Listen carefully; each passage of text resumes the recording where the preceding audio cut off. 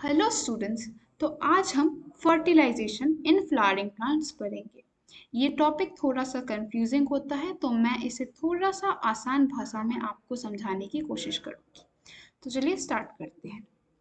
सबसे पहला जो चीज़ है वो हमें समझना होगा कि फर्टिलाइजेशन क्या होता है। फर्टिलाइजेशन मतलब होता है fusion of male and female gametes. ये मेल और फीमेल गैमेट्स क्या होते हैं, मैं अभी आपको समझाती हूँ। आपने एक फ्लावर का स्ट्रक्चर देखा होगा। उस स्ट्रक्चर में आप दो पार्ट्स देखते होंगे, जिसे हम एसेंशियल पार्ट्स ऑफ फ्लावर कहते हैं। दो वर्ल्स, ठीक है। एक होता है पिस्टल और एक होता है स्टेमेन। तो पिस्टल जो होता है ना, उसके अंदर ही पाया जाता है फीमेल गैमेट। इस फीमेल गैमेट को हम एग या ओवम भी कहते हैं। और जो स्टेमेन होता है, स्टेमेन के दो पार्ट्स होते हैं, एंथर और फिलामेंट। तो जो एंथर होता है उसके अंदर पाया जाता है पोलन ग्रेन, और पोलन ग्रेन के अंदर पाया जाता है मेल गैमेट, ठीक है। तो एक पोलन ग्रेन के अंदर दो मेल गैमेट्स पाए जाते हैं। तो अब आप इतनी बात समझ पा रहे होगे कि मेल और फीमेल गैमेट्स क्या है, किसे हम मेल गैमेट और किसे हम फीमेल गैमेट कह रहे हैं। और जब इन्हीं का फ्यूजन हो, यानी जब यही दोनों के न्यूक्लियस मिल जाए ना, तो उसे हम फर्टिलाइजेशन कहते हैं। फर्टिलाइजेशन क्या होता है ये अब आप समझ चुके हो, ठीक है। तो अब मैं आपको दूसरी बात जो समझाती हूँ वो इसका स्ट्रक्चर, पोलन ग्रेन का स्ट्रक्चर, ठीक है। तो पोलन ग्रेन जो होता है ना, उसके तो ये है एक पोलन ग्रेन का स्ट्रक्चर। पोलन ग्रेन का जो बाहरी पार्ट होता है उसे हम कहते हैं एग्जाइम। और एग्जाइम जो होता है ना, वो इरेगुलर होता है। ये इरेगुलर क्यों होता है, इसका कारण भी मैं अभी आपको बताने वाली हूँ, बस 2 मिनट में।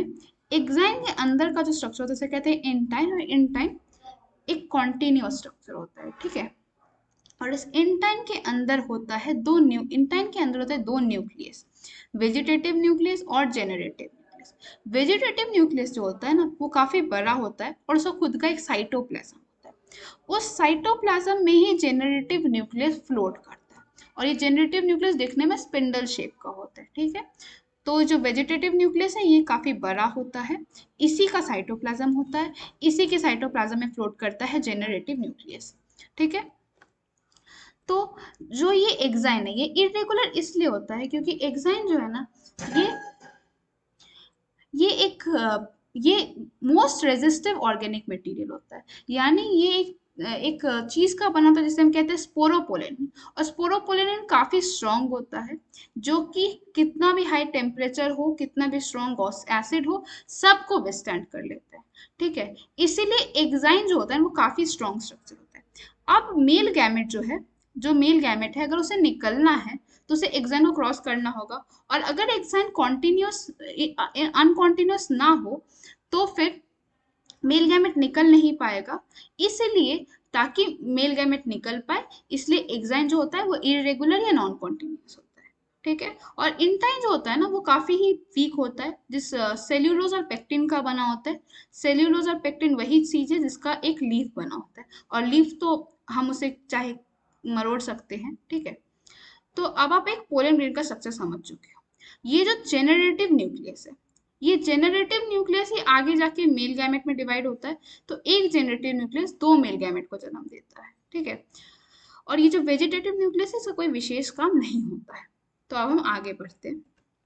अब हम आगे पढ़ेंगे ओव्यूल के बारे में। ओव्यूल क्या है? पिस्टिल होता है। पिस्टिल का 3 पार्ट होता है, स्टिग्मा, स्टाइल, ओवरी। तो ओवरी जो होता है, ओवरी के अंदर ही ओव्यूल होता है। और ओव्यूल ही आगे जा ओव्यूल को ही हम एक ओव्यूल के अंदर एम्ब्रियो सैक होता है, ठीक है। उस एम्ब्रियो सैक के अंदर ही फीमेल गैमेट होता है जिसे हम एग कहते हैं, ठीक है। तो फीमेल गैमेट को एग नहीं कहते, ओव्यूल को ही एग कहते हैं, ठीक है। एग या ओवम, ठीक है। तो ये क्या है, इनर पार्ट है ओवरी का, और ये आगे जाके सीड बनेगा, ये तो हम आगे पढ़ेंगे, ठीक है। तो अब मैं आपको एक ओव्यूल का स्ट्रक्चर दिखाऊंगी, ओव्यूल दिखने में कैसा होता है, ठीक है। तो ये एक ओव्यूल का स्ट्रक्चर है। एक ओव्यूल आप देख पा रहे होगे, इसके इसके दो कवरिंग होते हैं। इस दो कवरिंग को हम एंटोगेमेंट्स कहते हैं। ये जो येलो में जो इस पार्ट को आप देख पा रहे हो, जिसे हम एंटोगेमेंट्स कहते हैं, ये हार्ड कवरिंग होते हैं, ठीक है, इसे हम एंटोगेमेंट्स कहते हैं। ये इंटेगुमेंट्स आप देख पा रहे हो कि पूरी पूरी तरह से कवर किए हुए हैं, परंतु इस जगह पे, इधर इस जगह पर एक गैप है। इस गैप को हम कहते हैं माइक्रोपाइल। ये गैप क्यों है ये भी हम आगे समझेंगे। ठीक है। इंटेगुमेंट्स के अंदर होता है न्यूसेलस। न्यूसेलस आप जो ग्रीन में जो पार्ट देख पा रहे हो ये है न्यूसेलस। ठीक है। न्यूसेलस जो है ना, जब जाइगोट आगे बनेगा, जाइगोट बड़ा कैसे होगा, वो क्या खाएगा, तो वो न्यू सेलस को ही खाएगा। ठीक है। और न्यू सेलस के अंदर आप देख पा रहे हो कि एम्ब्रियो सैक, इस एम्ब्रियो सैक के अंदर ही फीमेल गैमेट होती है। ठीक है। तो इतनी बात आप समझ चुके होंगे। चलिए अब हम आगे बढ़ते हैं। अब मैं आपको फर्टिलाइजेशन समझाऊंगी। तो अब हम इस प्रोसेस की तरफ बढ़े हैं। इससे पहले जो हम समझ रहे थे वो कुछ बेसिक चीजें थी जो इसमें हमें मदद करने वाली है। ठीक है। तो ये है मेन मेन चीज जिससे जिससे हम इस लेक्चर में डिस्कस करने वाले हैं। ठीक है। मेन। तो तो आप यहाँ देख पा रहे होंगे, ये है, ये कुछ नहीं, ये पोलन ग्रेन है। ये पोलन ग्रेन जो था, जो मैंने आपको पीछे दिखाया था, ये देखिए, ये जो पोलन ग्रेन था, ठीक है, ये वही पोलन ग्रेन है। अब ये लंबा क्या है तो मैं आपको समझाती हूँ। देखिए, ये जो पोलन ग्रेन के अंदर जो था, ये जो जो पोलन ग्रेन का जो हिस्सा है, जनरेटिव न्यूक्लियस, वेजिटेटिव न्यूक्लियस और साइटोप्लाज्म, ये बाहर निकल जाएंगे। ठीक है। तो बाहर कैसे निकलेंगे, तो यहाँ पे एक ट्यूब जैसा स्ट्रक्चर बनेगा। ठीक है। एक ट्यूब जैसा स्ट्रक्चर बनेगा, एक ट्यूब जैसा स्ट्रक्चर बनेगा। और उस ट्यूब जैसे स्ट्रक्चर के अंदर साइटोप्लाज्म चला जाएगा। उस ट्यूब जैसे स्ट्रक्चर में वेजिटेटिव न्यूक्लियस चला जाएगा। और इस ट्यूब जैसे स्ट्रक्चर में ही मेल गैमेट चले जाएंगे। मेल गैमेट क्या था, जनरेटिव न्यूक्लियस डिवाइड करता है दो मेल गैमेट में। ठीक है। तो यहाँ पे आप एक ट्यूब जैसा स्ट्रक्चर देख पा रहे हो, तो इसे हम कहते हैं पोलन ट्यूब। ठीक है। ये ट्यूब को हम कहते हैं पोलन ट्यूब। इस पोलन ट्यूब के अंदर आप देख पा रहे हो दो male gamete. In male gamete को आप स्पर्म न्यूक्लियाई भी कह सकते हो। ठीक है। स्पर्म क्या होता है, ह्यूमंस में हम मेल गैमेट को स्पर्म कहते हैं। ठीक है। इसलिए यहाँ पे इसे स्पर्म न्यूक्लियाई भी हम कह सकते हैं। ठीक है। और ये ट्यूब न्यूक्लियस कुछ भी नहीं है, जो वेजिटेटिव न्यूक्लियस था वही ट्यूब न्यूक्लियस है। ठीक है। तो आप अब ये स्ट्रक्चर देख पा रहे होंगे। अब आप नीचे देखो, अब हम नीचे जाते हैं तो देखो, मैंने आपको इंटरग्यूमेंट्स दिखाया था, देखो यही वो इंटरग्यूमेंट्स है। ये जो डीप ग्रीन में जो आप देख पा रहे हो, यही वही इंटरग्यूमेंट्स है। और यहाँ पे आप माइक्रोपाइल देख पा रहे होगे। माइक्रोपाइल का क्या काम था, तो मैं आपको उस समय मैं आपको बताया था कि मैं आगे बताऊंगी। तो माइक्रोपाइल क्या करता है, देखो ये मैंने कहा था ये हार्ड स्ट्रक्चर है। ठीक है। तो अब जो पोलन ट्यूब है वो अंदर आएगा। पोलन ट्यूब अंदर आएगा तभी तो मेल गैमेट जा पाएगा अंदर।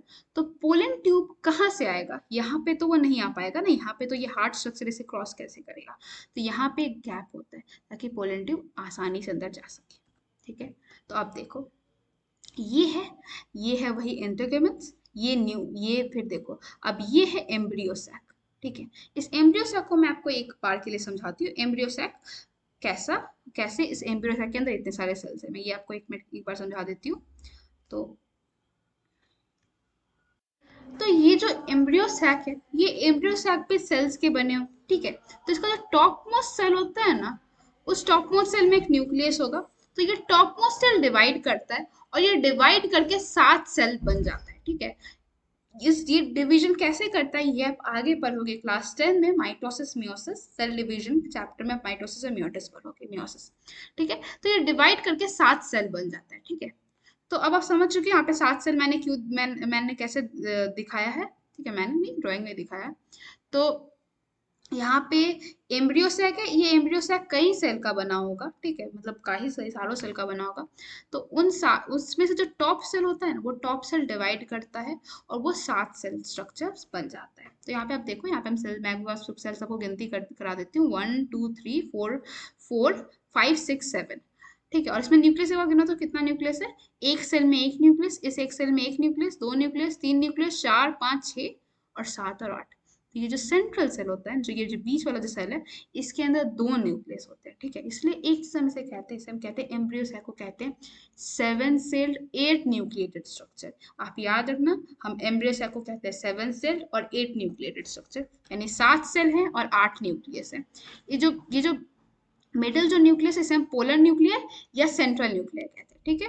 और ये जो ऊपर के जो 3 सेल्स है ना, इसे हम एंटीपोडल सेल्स कहते हैं। ये एंटीपोडल सेल्स किसी भी काम के नहीं होते हैं। ये एंटीपोडल सेल्स, ये जो देखिए मैं जो दिखा रही हूँ, इसमें आपको जो दिखा रही हूँ, ये जो 3 सेल्स है, ये एंटीपोडल सेल्स है। ये किसी भी काम के नहीं होते, इनका कोई काम नहीं होता है, खास कोई काम इनका नहीं होता है। ठीक है। उसके बाद आप देखो तो यहाँ पे नीचे की तरफ 3 सेल्स है, तो इस 2 सेल्स को हम कहते हैं सिनर्जिड्स, और इस एक सेल को कहते हैं एग सेल। ये जो एग सेल है इसी से आके मेल गैमेट फ्यूज करेगा और आगे जाइगोट बनेगा। ठीक है, तो आप एक बात समझो कि ये जो सिनर्जिड है इनका क्या काम है। तो सिनर्जिड के ऊपर होता है फिलीफॉर्म एपरेटस। अब जो फिलीफॉर्म एपरेटस होता है ना, वो थोड़ा थोड़ा घास जैसा होता है। ठीक है, घास आप समझो ऐसे ऐसे ऐसे, जो ऐसे करके होता है। ठीक है, ऐसे करके। ठीक है, ये फिलीफॉर्म एपरेटस ऐसा होता है, ये उंगली जैसा भी समझ जाओ। तो ये क्या करता है ना, ये पोलन ट्यूब जो है इसको अपनी तरफ अट्रैक्ट करता है। पोलन ट्यूब तो यहाँ भी जा सकता है ना एंटीबॉडल सेल के पास, वहां जाके कोई फायदा तो नहीं होगा। तो ये पोलन ट्यूब को अपने पास अट्रैक्ट करता है, और पोलन ट्यूब जब इसके पास अट्रैक्ट होता है तो ये आके सिनर्जिड पे मार देता है। ठीक है, और सिनर्जिड पे जैसे ही मारता है तो मेल गैमेट निकल जाता है यहाँ पे। अब मेल गैमेट एम्ब्रियो sac में आ चुके हैं। तो उसमें से एक मेल गैमेट जो होगा ना, जो पहले आएगा वो एग सेल से जाके फ्यूज कर जाएगा, और वो आगे जाके बनेगा जाइगोट। जो दूसरा मेल गैमेट है ना, वो फ्यूज करेगा पोलर न्यूक्लियाई के साथ। तो एक मेल गैमेट, ठीक है, एक मेल गैमेट का न्यूक्लियस और ये 2 पोलर न्यूक्लिया, 3 न्यूक्लिया का फ्यूजन हो रहा है, इसलिए इसे हम कहते हैं ट्रिपल फ्यूजन। ठीक है, इस ट्रिपल फ्यूजन से जो जो सेल बनता है, उस न्यूक्लियस बनता है, उसे हम कहते हैं प्राइमरी एंडोस्पर्म न्यूक्लियस, और इस सेल को कहते हैं प्राइमरी एंडोस्पर्म सेल। तो अब आप समझ चुके होंगे कि एक सेल और मेल गैमेट के पहले मेल गैमेट के फ्यूजन से बनता है जाइगोट, और दूसरे मेल गैमेट और पोलर न्यूक्लिया के फ्यूजन से बनता है प्राइमरी एंडोस्पर्म सेल, जिसके अंदर होता है प्राइमरी एंडोस्पर्म न्यूक्लियस। तो यहीं पे ये टॉपिक खत्म होता है। अब मैं नेक्स्ट लेक्चर में आपको आगे की चीजें बताऊंगी। Thank you for watching this lecture.